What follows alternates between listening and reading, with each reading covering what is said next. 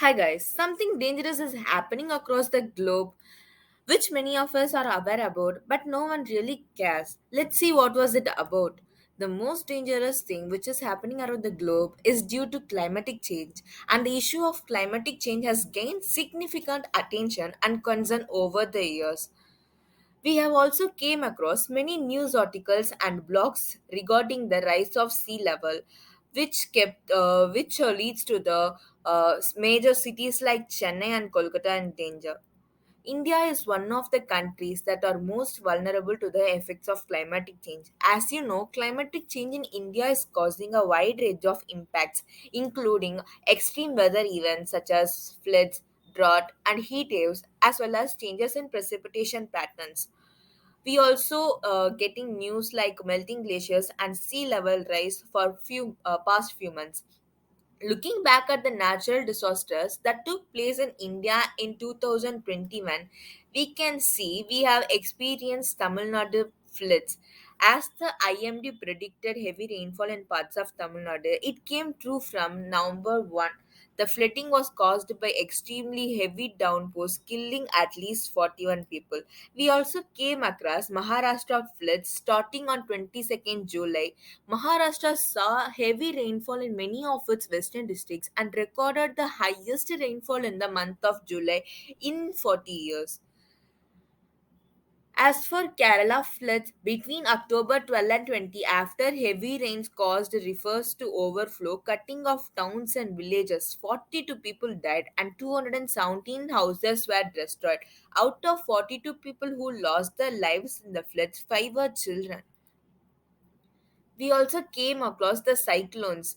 This is the powerful and deadly damaging tropical cyclone in the Arabian Sea that became the strongest tropical cyclone to make the landfall in the Indian state of Gujarat. Since that 1998, Gujarat cyclone and one of the strongest tropical cyclones to affect the west coast of India.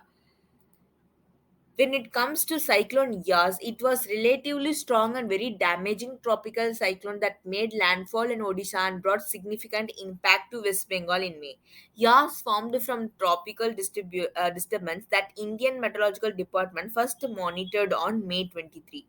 Around 20 people across India and Bangladesh died due to this cyclone.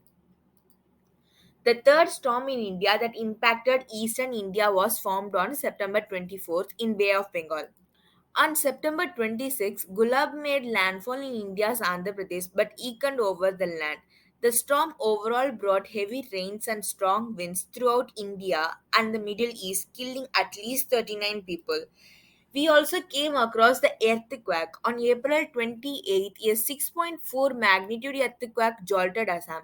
The quake resulted in two fatalities. At least 12 people were injured due to this earthquake. All these recent articles and blogs indicates the major upcoming disaster, which as I already said about a rising sea level. The upcoming major disaster is melting glaciers and rising sea levels, which is concerning the whole world, not only India. As global temperatures continue to rise due to increasing concentration of greenhouse gases in the atmosphere from industries and many more companies, these glaciers and ice caps are melting at an accelerated rate, leading to rise of sea levels. As this issue has drastically caught the eyes of government officials, the international community began the long process towards building effective international and domestic measures to tackle this GHG emission. When I say GHG emission, these includes carbon dioxide, methane, nitrous oxide, hydrofluorocarbons, and sulfur hexafluoride. What they did is they introduced carbon trading as a tool in response to the growing concern over climatic change and the need to reduce these greenhouse emissions, which I told earlier.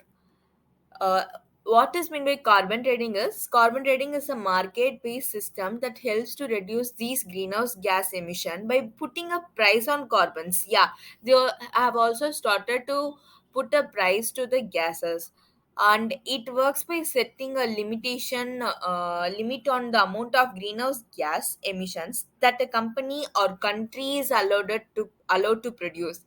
So the world, what they did is the international system. What they did is they set a limited limit for every country and company in that.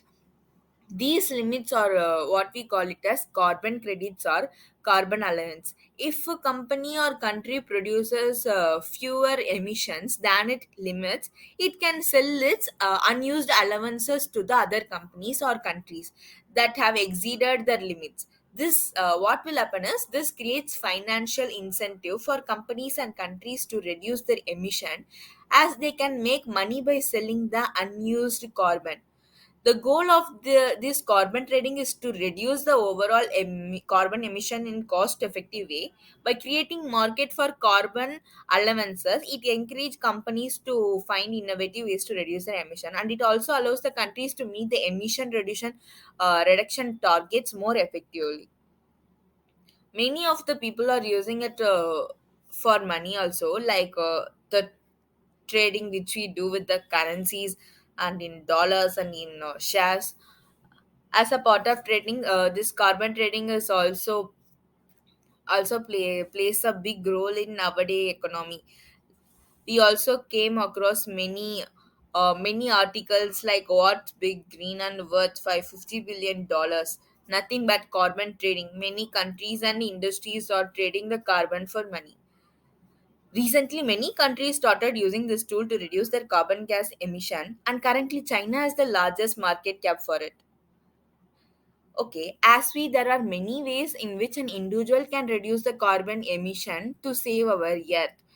If the if all the glaciers in Antarctica melts, then the sea level would rise drastically around the globe, and all the region near the sea will will be affected, and you will be facing a more dangerous deaths in the upcoming years.